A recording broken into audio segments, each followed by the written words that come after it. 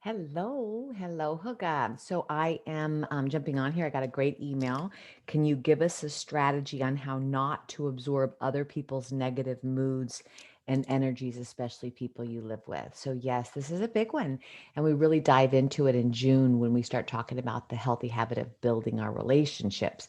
But one of my favorite things, and you can actually look it up, is Pima Chodron, and it's called This Lousy World. And it's about 2.5, 3 minutes on YouTube.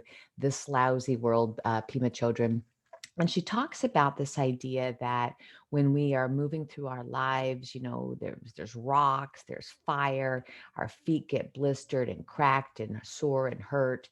And so what we want to do is we want to sort of like lay out leather and just cover all the dangerous areas of the world and make it really safe for us to maneuver our way through the world. And that's how we live. This is wrong and this is wrong and this needs to be fixed and this needs to be fixed. And I don't like this and I don't like that.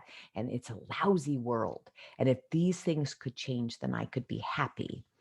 And then she says, well, why don't we just wrap leather around our feet? In other words, why don't we wear shoes and then we can maneuver through the world without getting, damaged or sore or wounded because we've taken care of ourselves. And it's funny the way she says it. So I do recommend you look it up.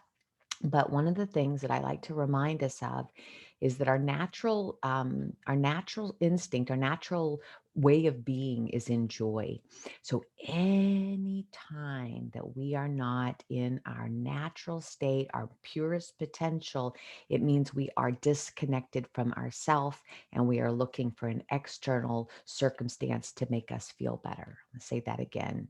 So whenever we are angry, sad, afraid, worried, um, anything, it means that we are looking for an external circumstance to change in order for us to be happy.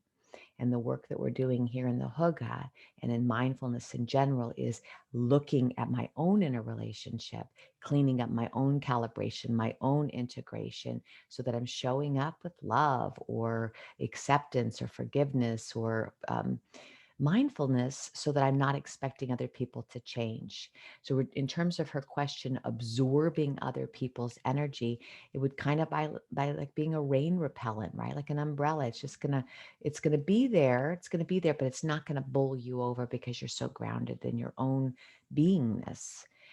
Then, and we'll talk really dive deeper into this in June, I believe, is we will also learn how to just see other people from where they are, right? Without wanting anything to be different. We just love them as they are, which is so loving, which means that we benefit from sitting in love instead of resentment. So I hope that helps you. Again, relationships in the summer is when that's coming up, and we really turn over how we show up in our relationships, remembering that we can't change other people, but we can change ourselves. And when we change the way we see things, the things we see change, as Wayne Dyer taught us. Okay. Deep bows to you all. And as always, I hope this is of benefit to you. Namaste.